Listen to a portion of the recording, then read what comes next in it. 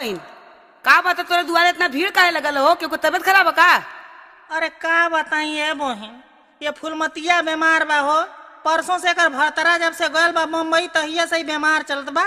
आई ओझा जी के बोलौले भाई देखा थी कुछ ऊपरी बाधा तना बा भूत प्रेत का, ये देखा का होला। अच्छा ये हो जाऊँ देखे आयल बा। अरे हटा हटा, तोरे समझ में कुछ आवेला? चला चला देखा देखा अरे हम देखत नहीं। अब यहाँ बोलाइल अपने निगोटा भीड़ के जो होता देखा यहाँ ठीक हो जाला। अच्छा। बड़े बड़े डॉक्टर फेल हो गई। अच्छा तो बोला आवाज हाँ। देखे तोहरो हम। बाबू आगे निगोटा के पीर आगे खड़ा हो जा, धर्मी आगे धर्म के बेला आगे बाबू कहरा माँ कहरम निकाल ले। तू का हऊ बोल तू कहे ना। बाबू आगे धर्मी के धर्म के बेला बाबू आगे खड़ा हो जा, देखा इनके पर कपारे पर कौन भूत आगे प्रेत होके जिन्ना धो का कामनी माया मोहनी उतार का रखा देवी आके तो हाई लगल माता हे महारानी आके खड़ा हो जा। भगवती लगल खड़ा खड़ा तरी मुंह लक्का मारा। अरे! खबरदार से खड़ा खड़ा हो जा आगे। खबरदार! अरे भाई हट, खबरदार! खबरदार। अरे तोरे लायक रोग ना हाथ का अपन झाई मझाई लेके यहाँ से भागा बढ़िया बिस्तर बांध। आज यहाँ से अब ये मैं भूत उतारे थे बड़े बड़े जो हमारी जन का ठीक कर लिया भाई, मैं ठीक कर रही। हट यहाँ से। कहते है कि शांत हो जा। और ना शांत हो हट। कहते शांत हो जा। अरे तो के पता ना है कि का वाले झूठे में आए के यहाँ भूत खेलावत हुआ। अरे तोके का पता कि का फैला बढ़िया बतावत ना उसे ठीक करके दिखाई ना तोके। हट तो के ना पता सुना हम बतावत हैं कि ये के कौन रोग धैले तो ही बतावा। हाँ ला सुना बता देते हैं। बतावा। डीजे बाबू की तरफ से happy new year. DJ Suresh Babu Bholapur चौराहा। ओझा वैद से ही कबो ना ठीकई है, कबो ना ठीकई है हो, कबो ना ठीकई है। पोते भतार ही पतर को टन टन होई जई है। पोते भतार ही पतर को टन टन होई जई है। पोते भतार ही पतर को टन टन होई जई है। ओझा वैद से ही कबो ना ठीकई है, कबो ना ठीकई है हो, कबो ना ठीकई है। पोते भतार ही पतर को टन टन होई गई है।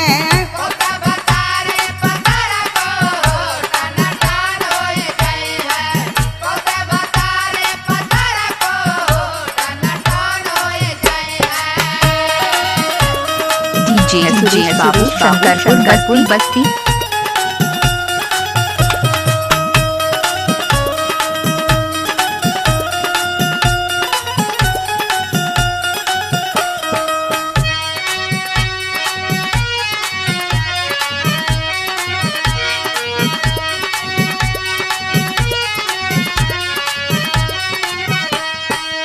इनकर नसलिए बा बहुत नसीली, कौनो दवाई से आराम नहीं मिली।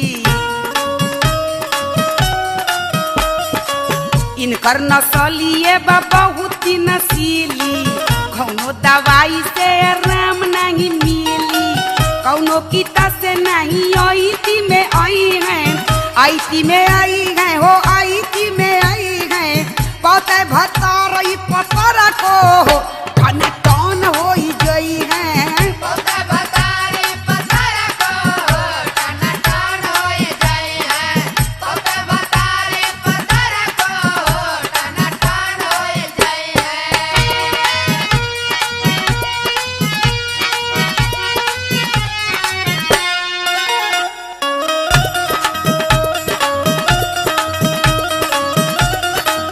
डीजे सुरेश बाबू लमिया। डीजे सुरेश बाबू लमिया। ने मिसरी मलाई बाकी तब भतार बिना कुछो न ओल्हाई।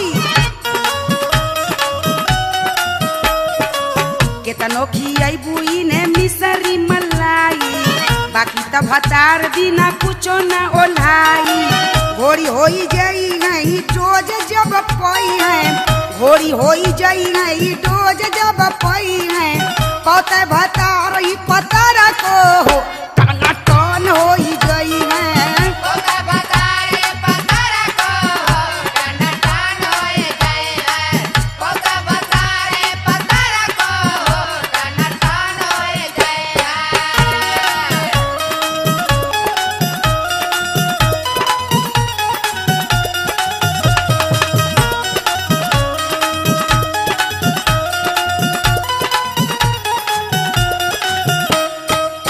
अब के बहुरियन का ये बाटे नखरा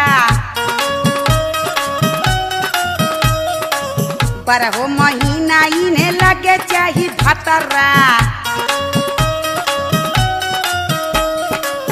अब के बहुरियन के ये बाटे नखरा बरहो महीना इन्हें लगे चाही भतरा कदा टेलीफोन इन्हें उहे ठीक वही है उहे ठीक वही है हो उहे ठीक वही है पौते भतार ई पतर को टन टन हो गई है पौता बतारे पतर को टन टन होए गए हैं पौता डीजे सुरेश बाबू शंकरपुर बस्ती टन होए गए हैं ओझा बैद से ई कबो ना ठीक है कबो ना ठीक है ओ कबो ना ठीक है पौते भतार ई पतर को टना टन हो गई है पौता बतारे पतर को टन टन होए गए हैं पौते भतार ई पतर को टन टन हो गई है पौते भतार ई पतर को टन टन हो गई है पौते भतार ई पतर को टन टन हो गई है पौते भतार ई पतर को टन टन हो गई है नंबर 70 तो हमें पहले ही कहे न बता दिलू है हम जो न तो भीतरी घर में ले आके निगोटा फिर के लगा दे रही तो फट से ठीक हो गल है तो सब लोग खुश हो गल है।